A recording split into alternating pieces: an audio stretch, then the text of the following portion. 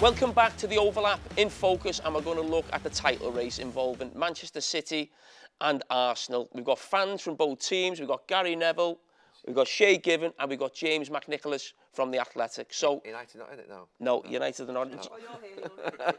I think we should start with the team at the top. So, Robbie, Arsenal, we saw you a few weeks ago. You feeling more confident right now? Yeah, I mean, we had a couple of sticky moments, in that time. But I think the response from Arsenal has been exceptional, Those were two really tricky away games, to go to Aston Villa, to go to Leicester.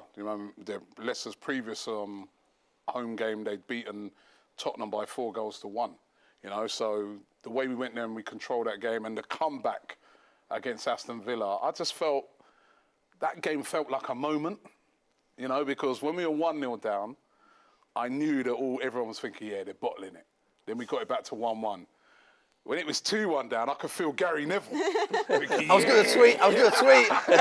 He was getting his tweets ready, Then we pulled it back. Yeah, even me at that time, actually, I was like, you know what? I think we can get this back to 2-2 because we're looking good, but we need to win this. But the manner of the way we won it, with Jorginho hitting that shot and winning it 4-2. And it wasn't offside. And the feeling after that game, I just felt it could be a moment. It could be like one of those moments where you look back at the end of the season and say, remember that Villa game?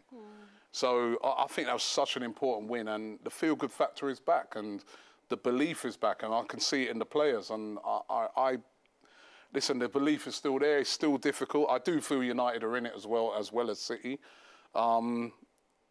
And City responded well last week, but it's got a good feeling. Pippa, when teams win the title, there normally are 5 or 6 games a season that you look back on and you just think that was a defining moment. Robbie's just mentioned that.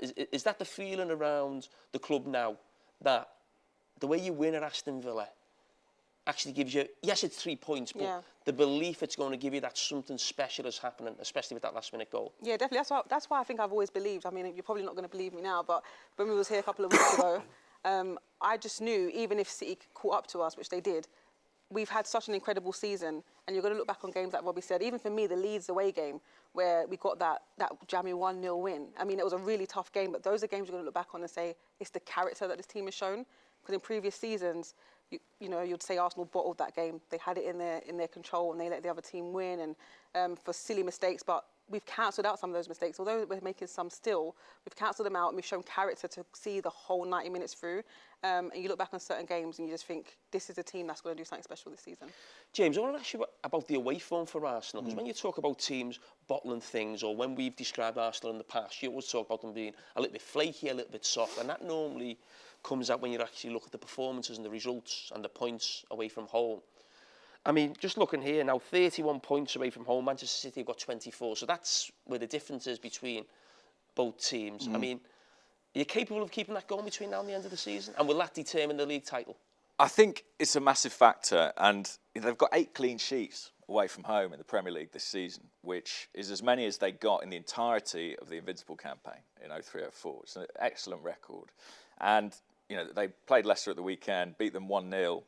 That scoreline is misleading because Arsenal completely dominated that game. Leicester had one shot in the match, which was sort of a long-range effort that went just wide. And I think Arsenal on the road this season, where they've really improved is being able to show control. And they've controlled territory, and they've got players at the back with real pace and athleticism that allow them to do that, to play a higher line, to control the pitch much more. Obviously in possession they're very good too. They do have some big away trips to come in the title race. You can't help but look at Anfield, St James's Park. I think it's really interesting because I think I'm right in saying Newcastle and Liverpool both have to play City and Arsenal before the end of this season. And at this current point in time, I'm not quite sure what Liverpool or what Newcastle we might get in those games. But those two sides could have quite a big input in the title race, in the next few months. You just mentioned yourself the Invincible season, but that team is possibly the greatest team Arsenal have had in terms of what they did was something special. But they've only got one more point right now at this stage of the season than this Arsenal team has got, and there's still questions about this Arsenal team because they haven't won before. I mean, How do you feel about that as an Arsenal fan, the way this team is always questioned in that? Is it going to see it out? Has it got the bottle? When the actual numbers say it's a special team. I think that's the fascinating question, really, because when you look at City and Arsenal, the obvious thing that gives City the advantage is they've been there and they've done it. They've got that experience. But what I think is a little bit different about this Arsenal team is it's not a team of players who are majority 28, 29, 30, who've spent their careers being runners-up. You've got kids like Saka, Martinelli, Martin Odegaard, who don't really know any different. It's the first time, really, for them in this situation. And that's scary, but it also means they don't have some of the same fears and insecurities of, we know how this goes. And, you know, Gary, when you came into the team at United, you were part of a young generation. You hadn't been there before, you hadn't done it before, but were able to go on and do it. Obviously, you had exceptional experienced players with you that helped you achieve that. But I do think that's what's going to be really fascinating with this Arsenal team. You know, I think, yes, they're young. Yes, they've not done it before, but I think there's a fearlessness that's part of that and a hunger that's part of that that could be what fuels them. That's been my stance from day one. The question you've just asked about not being there before, they've obviously, to be fair, struggled in latter parts of seasons. Last season, obviously, was the most recent. And that's why I do take the stance that I take, that Manchester City will win this league, because when it gets to that last 10 games, and you do start to panic a little bit, and that anxiety kicks in, the pressure builds, and you're playing in the Europa League potentially as well, and you're travelling away from home on a Thursday, and you're coming back playing a league game on a Saturday, and everyone's looking at you.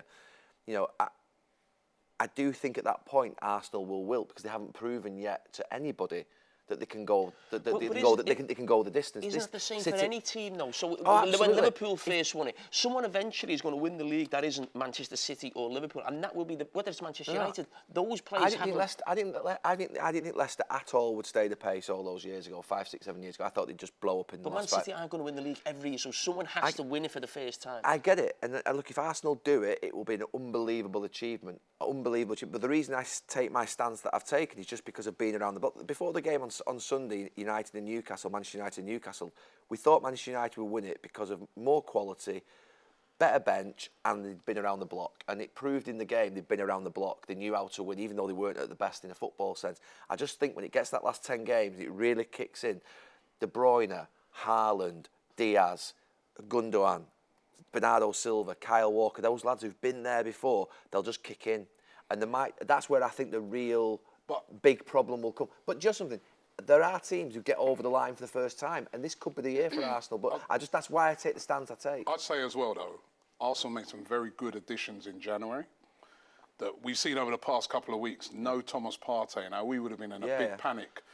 And I think Jorginho, who has, you know, vast experience, you know what I mean, and has, you know, won multiple things, has showed his experience. I mean, I looked at that, you know, even though it went down as an own goal, but I look at that moment in that Aston Villa game. It's the last 90th minute. He calls for the ball and he hits it first time. I think if that had been Sambi Lokonga, a more inexperienced player who was there before he went on loan, I think he's going to pass that off. He's not going to take on that responsibility. I'll confess, Robert, when I watched City beat you on that Wednesday night, honestly, I thought you were done. No. I thought you were done. Honestly, I thought they got level with you. I thought that point, 15, 16 games to go, I think it was 16 games to go at that point, a mountain of games. I just thought, the level with you with 16 games to go, they're just going to now drive on and drive on. You're doing what you did against Aston Villa, City obviously dropping points against Forest. I think even to be now where you are has surprised me a little bit, I have to say. And was that actually the victory over Aston Villa a little... us putting pressure on City, where City sort of felt that pressure because it's almost like they were trying too hard to get that goal, to win that game, and then the pressure told on them. Even after the Villa game, because obviously City hadn't played at that point, I wasn't sort of at that point thinking Arsenal were back, because I'd looked at the fact that you were conceding goals. I think you conceded like something like 8 in the last 6 games or something like that. If you start conceding goals on a title running, you've got a big problem. Trust me, you just got a big problem. So your clean sheet against Leicester for me really give me more feeling that you really could go a lot further than I thought you would. than the Villa game. The Villa games, they happen, but you do need clean sheets back. You'd started to concede goals in games. You know, you conceded against United goals, you conceded against City goals, you conceded against Villa goals. I think there are other games, you'll remember your games more than I do, but you conceded in quite a few games. I thought you need to stop conceding goals. But the Leicester 1-0, 1-0s do very much come into a title run, and that really impresses. So, look, I confess I thought you were done after the City game. I thought you'd really struggle to come back from that. I thought the 2 games away thereafter, you could end up dropping points. Pippa, I want to ask you about the manager, because we keep talking about experience and we keep talking about the players, comparing Manchester City players and Arsenal players. We've got Pep Guardiola, serial winner, Arteta in his first job. How do you feel about the guy on the touchline in terms of the experience? I mean, of course, when you're balancing the two out, Pep is the one that's going to overtake Arteta. But Arteta's had the experience underneath Pep Guardiola. He knows him inside and out. He knows their tactics. And he's learnt a lot on his job, not just through working under Pep, but from his time at Barcelona, as a player in his career, with a pool of talent that he's been with in all these clubs. He's been Everton and now at Arsenal. He's played with top players. He's worked under Arsene Wenger. He's in this job for a reason, but of course he's the novice. But what he's done in this short period of time, to me, has been astounding. Of course, the 2 finishes in 8th were a big letdown, but to take this young team and jump from 8th to 5th to be top of the league for the majority of the season, that in itself, although you have to win something and add something to your honours, but this has been an incredible season for him, and he knows that. He's turned some of these players around. Granit Xhaka is a whole new player. Some of these players he's brought into this squad. He's completely transformed this squad. James, are you in the press conferences with Michael Arteta every week? Do you see anything in the last few weeks that you feel he's changed, or that sort of he's getting a little bit more serious, or a little bit more? I think there was a bit of a in the sort of stickier patch that we've talked about in terms of fixtures. I think there was a frostiness to him a little bit in those moments. In what way? Well, he's not the warmest guy in press conferences at the best of times. I don't think it's something he particularly enjoys, and I think the game for him is a lot about how can I not really give any information away. Like, he's very guarded, and I think it's quite deliberate. And I think it'd be wrong to say that I saw the pressure tell. I think that his attitude to his players changed. The tack that he took about his players, like when I believe it was when they lost maybe at Everton, he came out and said, I love my players more than ever. And to be honest, I know that it's a bit tired, the comparisons with Arteta and Guardiola. It felt like a Guardiola line to me. It was right out of the Guardiola playbook. I think the psychology of it is fascinating, because you're absolutely right. It's very difficult to win a Premier League title for the first time. But history also tells us it's very, very difficult to win 3 Premier League titles on the bounce. I think United, 2006, 2009, might be the last time that anybody did that. We did it twice, yeah. Congratulations. Wasn't that difficult? Sorry, Robbie. Arsenal were in a rebuild at the time, But I think, for City, that's an interesting question too. How do they handle that? Can they maintain those standards over such a prolonged, protracted period? And I think if there is a sort of psychological component with Arsenal that concerns me, it's that I do think Arsenal are quite an emotional team. I feel that about the players on the pitch, and you look at the connection they have with the fans. It's part of what makes Arsenal really captivating at the moment. Yeah. Like, there's something really special happening there. But there is a lot of emotion bound into it. And I feel that the greatest danger to Arsenal's title race in some respects is maybe a degree of emotional fatigue. Just something, it's interesting you say that. So we have this little group on Sky, and obviously they know that I've nailed my colours to the mast that City are going to win the league, and I'm getting a lot of stick from Arsenal fans. But after the Villa game, I got on the group, unbelievable win for Arsenal, unbelievable win for Arsenal. I replied, it's all too desperate, too much emotion too early. And it's interesting you say that. And it's interesting because honestly, I think I'll be right at the end of the season, but I might not be. You can't lose there, can you? See what you think's going to happen and stick with it. No, do you know something? Honestly, it sounds really daft. No wonder he's in politics. Emotion in football, when you're playing and you're that desperate and you celebrate that much and you've still got half the race to go almost, it's not a good thing. You ordinarily don't celebrate that hard. So after the Villa game, I can understand how big a moment it was. And actually, to be fair, I didn't say this publicly, but I thought that's quite a it's quite desperate. What was the celebrations that you saw? I think there was a lot of celebrations at the end of the game. I think teams do that a lot. They do. I mean, Klopp made a big feature of it, didn't he? At Liverpool. Yeah, but the emotion is something that is a negative. It's not a positive for me in a title race, honestly. Okay. Can I just say, because people might James. take it more from me than they do from Gary, but like, I think there is a danger that Arsenal get to the run-in, the final 10 games, but it already feels a bit like they've played half a dozen finals. Yeah. That is my only worry. And to be completely honest, You're right to be worried. I don't know if Arsenal would be here without that emotion and that connection. So I wouldn't will it away, but I think it's a consequence of not having been in this position before. Yeah. Robbie, I'm just looking at the next 6 games, and on paper they don't look the toughest games, if you like. So you've got Everton, Bournemouth, Fulham, Palace, Leeds, and Liverpool in the next 6 games. They're all tough. Yeah. I mean, we'll be well into the running by the time that happens. I mean, does that give you big confidence, or does it make you a little nervous on the back of the games away against Everton and at home to Brentford, where teams you were expected to win, and that's where you drop points? Yeah, no, that's a run of winnable games. Apart from, obviously, the Liverpool one will be difficult. Liverpool, I know what happened against Real Madrid, but I do think they are starting to get better in the league, and you know they'll have a lot of players back by the time we get to that game as well. But the other games I look at and I say there's a lot of very winnable games there. It's a chance for us to go on a run. It really is a chance for us to go on a run, and that's why I thought these 2 games against Villa and Leicester were really significant, because they're 2 tricky away games that, under normal circumstances, if I look at those 2 games, Villa and Leicester, I'm like, if we get 4 points out of them, I'll be happy with that, you know, because but they were games that we need to get 6 points from, and we got that. Now, I look at these games, I'm like, obviously you can't, we saw what happened at Forest with City, can't disrespect any of those teams, but they're winnable.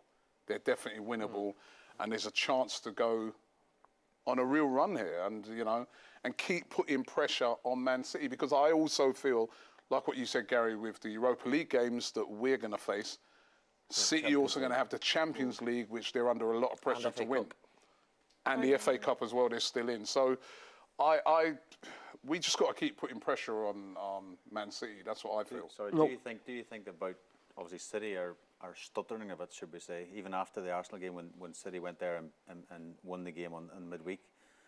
Pep after the game says we haven't gone on a run once this season. We haven't gone 10, 11, 12 games in the bunch, which they have done previously. They've been stuttering. Liverpool are out of the title race, Chelsea are out of the title race.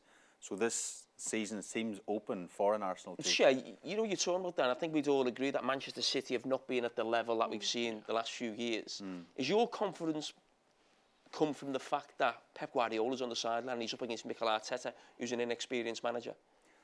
Pep makes a good point. Arteta's been there with Guardiola. He's been in the running before, so he'll have gained a lot of experience, I think, from being on the bench, sitting next to Pep, and what message the players need before all these big games. Every single game you mentioned, on paper looks easy, but when you're top of the league, there's no easy games. Gary, you know better than anyone. There's no easy games. Everyone wants to knock you off your perch, but I don't know. I just feel if Man City can get it together, which it doesn't seem they can, they have a brilliant result against Arsenal, then go to Nottingham Forest a few days later, and the chances they created, it nearly seemed it was too easy. Oh, we'll get a goal in a minute, and it didn't materialise.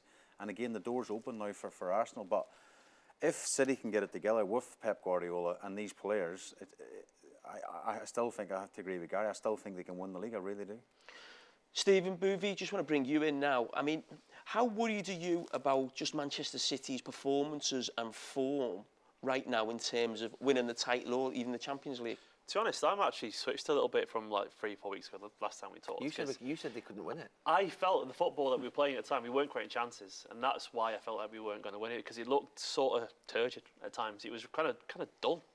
And recently, even though the Forest game was frustrating, we should have won that 4-5-0. You know, that was the kind of game where we could have played that 270 minutes and not scored that second goal. It was just frustrating. It was one of those days. But we beat Arsenal, which was obviously absolutely huge. And then Villa and Bournemouth, they were comfortable. And the reason I'm feeling a little bit more confident is that we've started creating chances again, and it looks like some players anyway are starting to find a little bit of form. Foden has been good in his last couple of games. He'd been having stinkers before that, you know.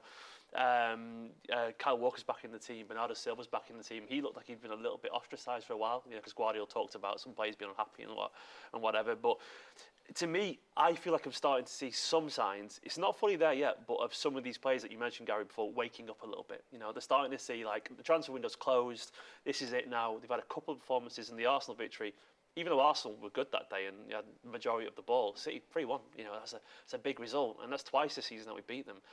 I've started to feel a little bit more confident. I still don't think we're City of old. I don't think we are. But there is still Kevin De Bruyne and Gundogan and Bernardo, and these people do know how to win. And I would not be surprised if City at this point did win. I don't think they need to win 10 games in a row. I think 6, 7 could be really, really scary for Arsenal. I think we beat Arsenal as well. I think if we played Arsenal tomorrow at home, we beat them. Easy. Because I think the spine... Easy? Yeah, I do, because you came to Etihad in the FA Cup, it was easy, you threw the game away. It wasn't that easy. That wasn't that easy. No, it wasn't. That wasn't for easy. Look, the game at the Emirates different, of course. But the Emirates, we kind of knocked the ball around, we scored 3 goals, we bullied your centre-backs. For me, I think we're not talking about the game against Arsenal. In April, it's a huge moment. And I don't see if Arsenal... Look, we're talking about Leicester City, we're talking about these results that you've had at Villa. You have to come to City, and we can actually directly knock your confidence. That's a massive moment in a title race. But they can knock you out the title race. Yeah, but I don't think they beat us I don't think they beat us at Etihad. I really don't. I back our spine. I think the spine. Ruben Diaz, De Bruyne in midfield, Harden up front. We could lose against you and possibly still win the league. I look at your spine. I think your spine's soft. Look, Partey's fantastic, but he's injury prone. That's fair. Is this a joke? I think Ramsdale's got a flap in him. I think Saliba's. I think his level's dropped a little bit. I think his level's dropped. Are you being serious? What's a Manchester? Your spine's nowhere near. Are you being serious? We've been. I know you beat us, right? But we've been the best team this season.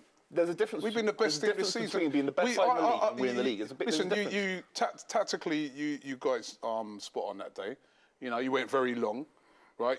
We saw a different type of City because you were very wary of us, right? In the second half. I think you're being very disrespectful. You know what I mean? We've been the best team this season. I said it all season. I think we're terrible. I think we're the worst side in the league. No, but stop saying you're terrible and stop saying you're terrible all the time and recognise us at the moment for how good we've been. We're in a transitional season. The way we move the ball through midfield is slow. It's turgid, as he said it. But it reminds me of the Brendan Rodgers Liverpool season where they looked incredible. Pellegrini got us over the line with just outscoring sides, and it was a little bit uglier. And Boovie, you mentioned something then. You said there's a difference between being the best team in the league and actually winning the league. What do you mean? I think this season Arsenal have been the best team in the league in how you play. But the Premier League, we saw it with Alex Ferguson's sides. A lot of those sides were boring. They were dross. They just get 1-0, 1-0. Mourinho, for example. There is a big gap between, again, being how you look on the eye and actually getting the results at the end of the season. I think in the final 8-9 games in the run-in, I think that emotional aspect to Arsenal, I think you could get caught out. You've just been brought in here to piss everyone off, Yeah. haven't you? I love you. He could be getting left out. No, on a serious note, though, it's driven me crazy in these last few weeks. And obviously the goal at Nottingham Forest, he was in that position, Bernardo Silva at left-back. Is it driving City fans crazy that we're still seeing I don't think that any tactic? of us can tell Pep Guardiola how to manage, Gary. I know. I've said that before. I'm embarrassed by it, but it does seem that it happens, and it does make you look vulnerable. He literally, Arsenal's left back is Zinchenko, you know, and he was in midfield, and we got the most points in Premier League history with Fabian Delph at left back. And you're right to an extent. It's an idea that I don't really think has had much time to be. It might not be the right idea, but it's definitely a new idea and the football has got better as a result. Do you believe in that idea? I think the football's got better. So even though defensively we are potentially weaker, we were already conceding goals anyway. You know, so it's almost like we're conceding a soft goal, but we were doing that. But then we're creating more chances. So the way I see it is, if City find a bit of joy in their football because they're playing it more attacking minded, to me that is more important to get those players going again. I think if you play that system away from home, they will win the league. Oh, they'll bring Ake in though, I reckon. Every now and then. Ake will coming away from home, probably. Against Bournemouth, I thought we were poor. I don't think the system's working at all. And he came out and said it. He said, "Oh, I'm not happy with the system. I'm not happy with these changes I'm making." I don't think you can win a Premier League in this way. I think Zinchenko's a different proposition to Bernardo Silva. He's playing too deep. He's being asked to do too much. I think you want Nathan Ake. Look, if it's Nathan Ake left back, John Stones and Diaz at centre back, for the remainder of the season with Kyle Walker where he should be at right back, not a Kanji, not any other kind of mixture, not 3. I don't like the 3 at all. No. We'll win the Premier League. I really am. I think it's a flip of what he's always done before. It was always the fullback going into midfield. Now it's the midfielder going to fullback. You know, that's what he's starting in midfield, Bernardo Silva, and then trying to get to fullback, and it's been the flip. But I just want to ask you about Zinchenko, and he's been a revelation for you this season. But I don't think Pep Guardiola and Man City will ever sell a player to Arsenal ever again, because the reason I think you sold him, and let's be totally honest, his mate was at Arsenal, and he didn't think Arsenal were a threat. Do you think that's fair? Yeah, of course. I think it's hard in modern day football. If a club comes in and wants to give 35 million quid, they're a massive club in London.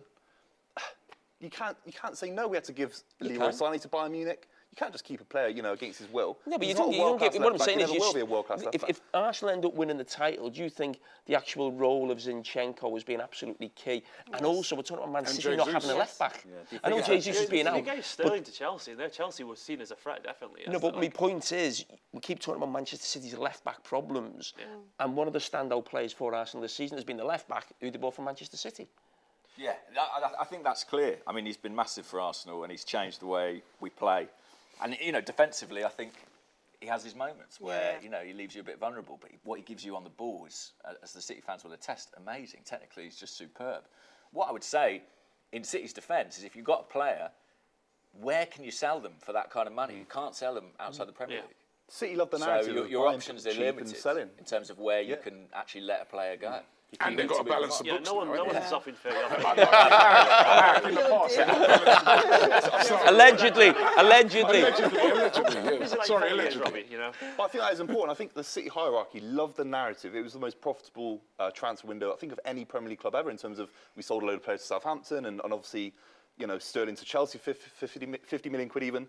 I think the club loved the narrative of signing these younger players and Do you think there's making an arrogance profit. for Man City in a sense that Yes. we sold, obviously, Zinchenko, Sterling went to Chelsea, but I mean just the Arsenal, Zinchenko, Jesus, and we actually, the manager was at Manchester City as well, and we go, Arsenal aren't a threat. Yeah. You can have them and we'll balance But the books. I wouldn't have called Arsenal a threat to Manchester City at the start of the season either. So none of us would really. I mean, even Arsenal fans weren't expecting to win the title at the start of the season. No, but we all know that. No one felt what I'm saying at the start of the season. But when you look at the end of the season, I don't think it's something that Manchester City will be doing in the summer. No. It's weird because he does let players go if they want to go. It's his thing. But Jimmy's right about the problem, left back. How big a problem has it been for Man City over the last 5 years? We just let Cancelo go on Big loan problem. because he wanted to go. So like, crazy. It's obviously, as a Cancelo fan, I going. want him to say don't go, but the way they do it is they say we'll treat you all like adults. If you want to go, as long as you bring the money, you can go. And I guess the idea that can be frustrating in the short term, but the idea is in the Cancelo long wasn't term. that though. That's the bad one for me. If Mancini can bring,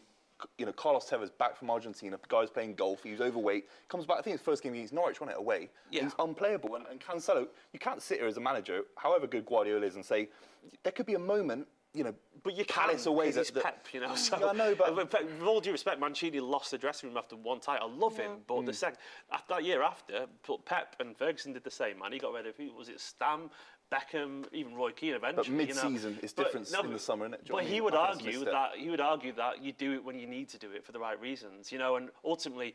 But that wasn't in the plan though. What I'm saying to you is there's no way that was in the plan. So of course not. That was an instinctive, get out my sight type move. That was an emotional You must move. have sitting in the dressing room at some point with things like that. No, but my point is that was an emotional move because there's no way with the City's problems at left back already. The boy from Sevilla, not Sevilla, from Spain that you signed, Gomez has not settled in. No. So my point is you only had Cancelo and Ake. That was not in the plan to sell Cancelo, and you didn't bring anybody else in. So you didn't even have anybody else to come in. United lost Eriksen, obviously lost Ronaldo. That is they got in Sabitzer and Vegos, not great players, let me be really clear. They're doing a really good job for the club though. They didn't even have someone just to come in as a mate way, as a sort of stopgap. It is frustrating that because you look around Europe and you see people like Guerrero up Dortmund who's got 6 months left on his contract, experienced fullback, and you think, could he not have just given 15 million, and got someone like him in for a bit? And that is frustrating because I do feel like Pep ultimately does deserve the right to go. I don't want him anymore because he's Pep Guardiola if he wants to go. But I do think when you've got a manager as good as Guardiola, bend over backwards to give him the squad that he needs, and that does get frustrating because the squad you have. But at this point, even you admit that he should not be left without a left back, And like Gomez was a kid from Anderlecht who spent 1 year and I'm not going to plead pity, we need more, but I do think in that instance, it should, even if it's a loan signing, City do have the resources to get a loan signing. Do you think there's something in Pep? The only one criticism I think that ever gets levelled at Pep is maybe at certain times trying to be too clever. Do you think he actually quite enjoys that problem of not having a left back? And I'll show you how I'm going to get around this. I put Bernardo Silva in midfield. 100%. I think he loves the idea. Yeah, again, as you said, Bernardo Silva at left back. I think of Ferguson in his prime. I think of Mourinho at Chelsea. He puts his arm around Cancelo and sees the asset that he is. Cancelo's not a 19-year-old kid, a kind of gamble. Cancelo was arguably the best fullback in world football last year. And if he goes to, by the way, a Champions League rival in Bayern Munich, and you aren't able to put your arm around him for 6 months while Arsenal are miles ahead of us in the Premier League title race, I think that's a misstep. He was in the World Player of the Team last night. It's absolutely insane. He's an asset that even if you let him go for a month, he goes off, he's away, he's training with the kids, he comes back.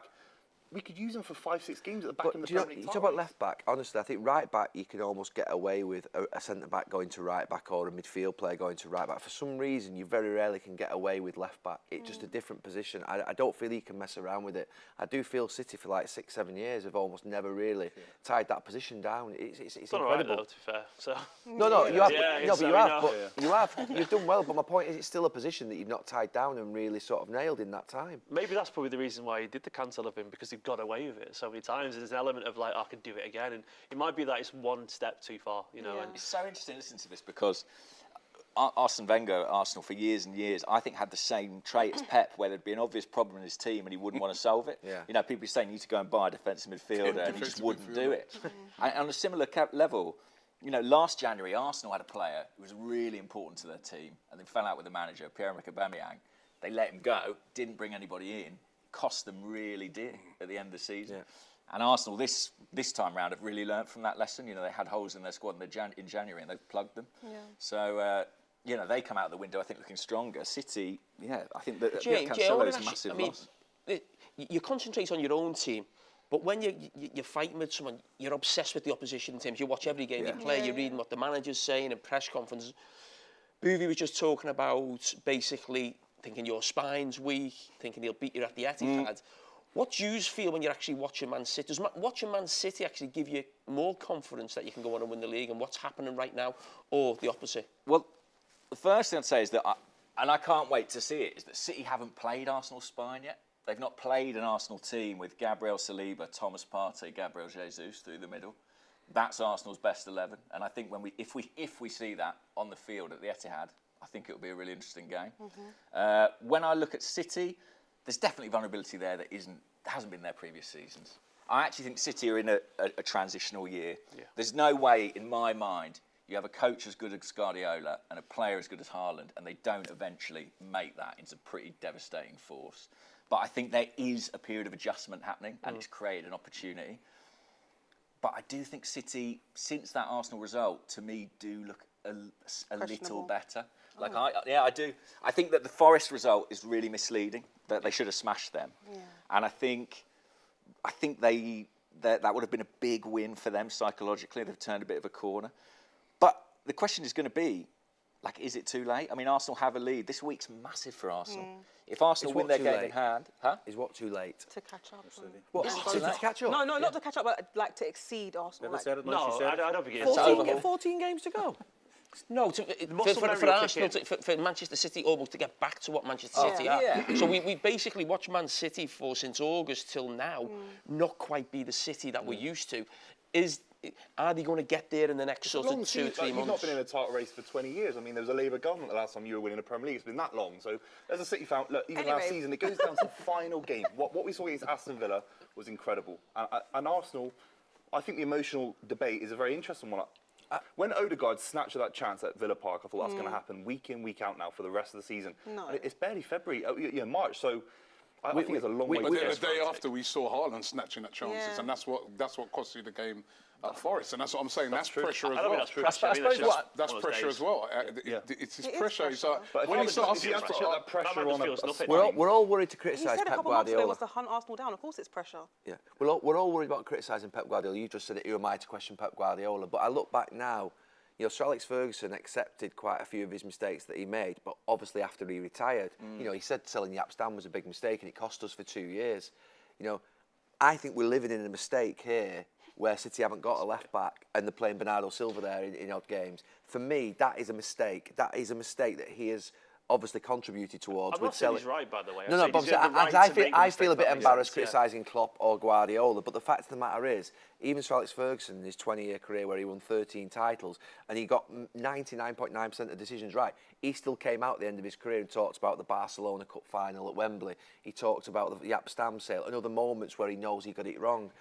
I think we should be quite confident in saying that what we're watching at the moment is a team that lack a balance down that left-hand side at left-back. It's just factual, and that's why they're not getting to their standard. They're playing Ake there. He struggles on the ball a little bit. He's a little bit awkward. He defends well. Bernardo Silva dips back in there, but he's a massive vulnerability when, obviously, the goal at Nottingham Forest, forget the fact they missed chances. That goal was conceded by having Bernardo Silva in that position. That was Laporte's mistake, though. What's that? Defending Laporte when he Laporte was poor, but it all starts with Bernardo running forward. All of a sudden, they're all panicking after that. Yeah. You make a first mistake, then the second mistake, and the third mistake follows through. He should have learned his lesson from the Arsenal game, really. I mean, that was it laid when he bare. brought Ake on. He brought Akanji on, yeah. the game changed. I think it was 1-0 at that point in time. They go on to win 3-1. I would have thought Pep would have taken that lesson, and that would have been what he did going forward.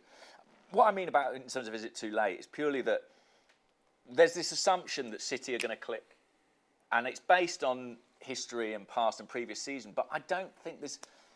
Are we wrong to make that assumption? I agree with you, James. I think the Haaland factor, I'm the one who's come out and said maybe he's picked the wrong club. He has scored 25, 30 goals, but there's something not quite right, I think, watching City and Haaland right now. And I think eventually, as you said, Guardiola as a manager, Haaland as a player, that'll just come together and be amazing. And at times it has been amazing this season. But watching City, certainly in away games, there's something not... It hasn't quite clicked for me in terms of the team. He said as well that he gets frustrated about a lack of balls in behind for him to run onto, and he's gone publicly said that like a few times where he's asked like Bernardo or Rodri to make the pass and they haven't done it. It's been like he looks frustrated, doesn't he? Pass the ball to him, you know. But the only thing is he's come out publicly saying it, and Guardiola said after the last game that we need to make sure that we find him. So I think there's an admission there that we haven't quite gelled him yet. But as a fan, me hearing that makes me think hopefully they're working on it in training this week a lot, you know. So fingers crossed. The big one with Raheem Sterling. I mean, we're a slow side. We're a really slow side with a lot of quality, narrow. We play a lot of things, you know, tight spaces. Look at Arsenal. It's almost a replica of the Sane, Sterling, Jesus side that we had with Guardiola, which is one of my favourite sides I've ever seen at City. We don't have any pace. I mean, selling Raheem Sterling was the big one for me. No, Get Raheem Sterling down the byline, right, cut it back. Sterling, not just Sterling, Jesus and Sterling were making those runs in there all the time. You've now got Grealish and Mahrez who stay wide, and you are a bit more predictable in that sense. Yeah, 100%. And you're underestimating Arsenal. I think you, Boovie, you are underestimating Arsenal. He's disrespectful. He's disrespectful, Robbie. He was disrespectful earlier, but I'm saying I feel you're underestimating Arsenal, and I get it, right, because we've crumbled before. I understand. Famously. Why Famously. And I understand why you're always on it. But I know you're worried as well because you're seeing. We've got all the quotes in the videos ready, haven't we, Robbie? Oh, Robbie. No, I'll invite you on here the day after, Robbie. Honestly, you can celebrate in this house. And I will come. Bars open. Bars open. I think you're seeing a difference with Arsenal this year. You know what I mean? And remember, we've done a lot of this with our best player this season, Jesus. He's been missing for like 3 months. Everyone's talking about Haaland. You know, he's been missing for 3 months and we've still kept it going. We've shown a lot of fight. We've shown a lot of character in that time. It's not, you know, and we haven't complained about it. We've got on with it. And I feel this team has got it within them to win it. Obviously, Man City have got the experience. Obviously, they've got the great players. And obviously, it's a massive threat. We can't afford to slip up. Yeah. It is pressure. But I don't know, I just got a feeling that this team can handle it because they've been showing character all season. So all season, I've been hearing this year, but by the time It's going to be good. Well, listen. When the World Cup finishes, what's going to happen then? We go on a great run, we're still up the top. But they lost to City, that's it, it's over. You said it earlier, done now. I thought you were done. We come back, you know what I mean? I thought you were done. We've shown many examples of character this season. Spot on. I'm going to let you have the last word, and I Thank hope you. that you prove this man on my right I'll bring a bottle wrong. for you. I would like to see I'll buy you a Arsenal bottle win of it. champagne. A biggest bottle of champagne ever, Robbie, to win it, honestly. Well, that's a good way to end. Good shake hands about it. That's what football's about. And that is the end of the title talk between Manchester City and Arsenal. That's all we've got time for. So join us next time on The Overlap in Focus.